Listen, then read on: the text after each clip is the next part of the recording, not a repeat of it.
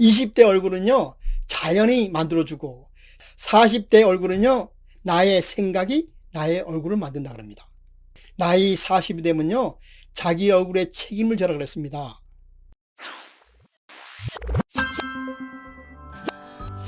안녕하세요. 고전의 한수 엄태범TV입니다. 여러분, 요즘 코로나 때문에 상당히 힘드시죠? 주역에 보면 물극필반이라는 말이 나옵니다. 모든 사물은요, 정점에 달하면 반드시 항한다는 뜻입니다. 그래서 지금 코로나 백신을 본격적으로 맞기 시작했으니까요, 조만간 코로나도 우리 주위에서 물러날 것 같아요. 그러면 이제 평온한 옛날의 일상으로 곧 돌아가지 않겠느냐, 이렇게 생각을 합니다. 오늘 고전의 한수 주제는요, 초년운, 중년운, 말년운을 어떻게 보느냐, 이 주제를 가지고 한번 말씀을 드려보겠습니다. 얼굴이란 뜻은요, 사전적인 의미로 이런 말이 있습니다. 얼굴의 얼자는요, 영혼이란 뜻이고, 굴은 통로란 뜻입니다. 관상학은요, 자연의 순환 이치를 인간의 얼굴에 대입시켜서 파악한 학문적인 원리다, 이렇게 간단하게 말씀드릴 수가 있습니다. 나이별로 보면요, 관상을 볼 때 세 부분을 나눠서 봅니다. 첫째, 머리털이 난 데서부터 미간까지를 상정이라고 합니다. 두 번째, 미간에서 콧구까지를 중정, 그리고 콧끝에서 턱끝까지를 하정, 이 세 개의 부분으로 나눕니다. 이 삼정이 뭐냐 하면요, 한문을 쓰면요, 이 정자는 머무를 정자를 씁니다. 그 이유는 뭘까요? 관상에서는요, 나이별로 그때의 운세를 봅니다. 그러므로 인생의 일정한 시기의 운이 머물다고 간다는 그런 의미에서 이 머물 정자를 씁니다.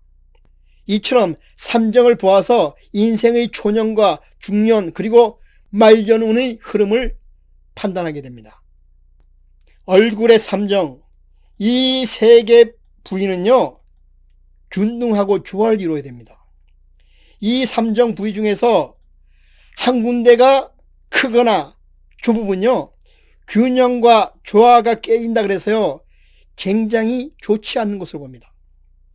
예를 들어서 이마 부위가 이렇게 넓다든지, 아니면 중정 부위, 미간에서 코끝까지 이렇게 넓다든지, 삼성 부위 중 지나치게 넓거나 크게 되면 균형과 조화가 깨진다 그래서요, 성형수술도 못하게 됩니다.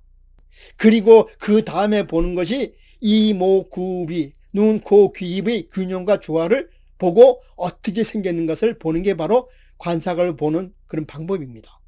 그러면 초년운, 중년운, 말년운을 어떻게 보는지 구체적으로 한번 알아보도록 그렇게 하겠습니다.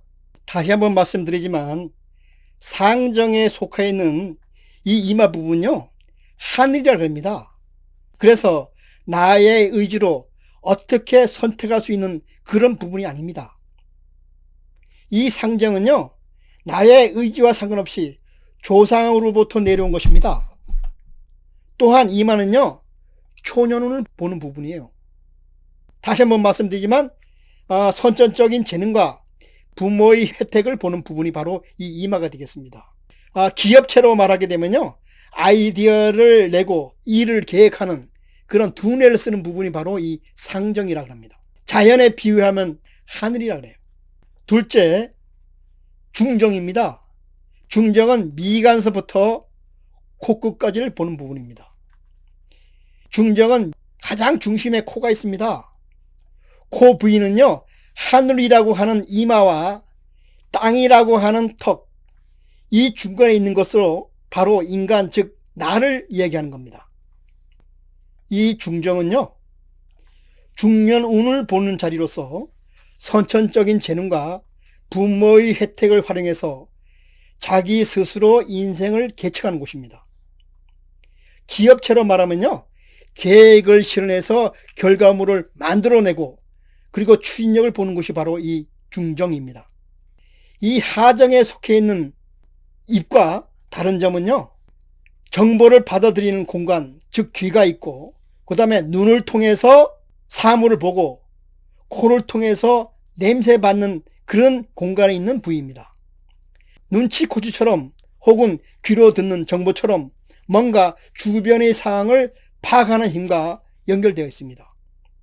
이 부분은요, 현재의 나의 삶을 살아가는데 꼭 필요한 능력입니다. 그리고 코가 풍요롭고 높으면요, 신분이 높게 돼서 잘 산다 그럽니다. 반대로 코가 빈약하게 되면 신분이 낮게 돼서 이 세상을 힘들게 산다고 그렇게 관상서적에서는 나와 있습니다. 다음은 코끝에서부터 턱끝까지 하정을 보겠습니다. 이 하정에 속해 있는 입은요, 땅이라고 해서 나의 의지대로 선택할 수 있는 부분입니다. 하정인 턱과 입을 통해서요, 내가 어떤 말을 해야 할지, 어떤 음식을 먹어야 할지, 이런 모든 것을 내가 선택할 수 있는 부분입니다.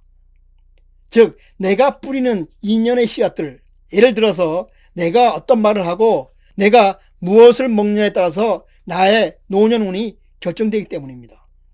하정인 입과 턱은요, 주변 사람들에게 좋은 말을 하고 그리고 좋은 음식을 먹는 것을 통해서 나의 미래를 변화시키게 됩니다. 그리고 이 턱은요, 말년운과 지구력과 부하운을 보는 그런 부위이기도 합니다. 이와 같이 세 개의 면적을 통해서 초년운과 중년운과 말년운을 보게 되는 거예요. 다시 한번 말씀드리지만 이 세 개의 면적은 균형과 조화를 이루어야 되는 겁니다. 여러분, 우리가요, 농사를 지을 때는요, 여러 조건이 맞아야지만 풍성한 오곡백과를 우리가 수확할 수 있습니다. 우리 얼굴도요, 농사를 짓는 것하고 똑같습니다. 눈은요, 태양에 비유되기 때문에 밝고 빛나야지만 광합성을 하여 모든 작물을 키워낼 수 있는 겁니다. 광합성 작용은요, 식물의 입에서 햇빛을 통해서 녹말을 만들어내는 겁니다.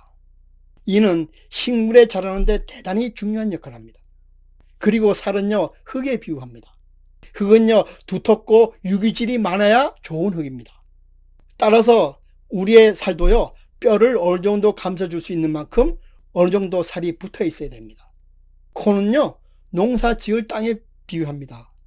코에 살집이 없고요, 날카로우면 마치 바위산하고 똑같습니다. 바위산은요, 씨앗을 뿌리면 비가 오면 다 흘러내립니다.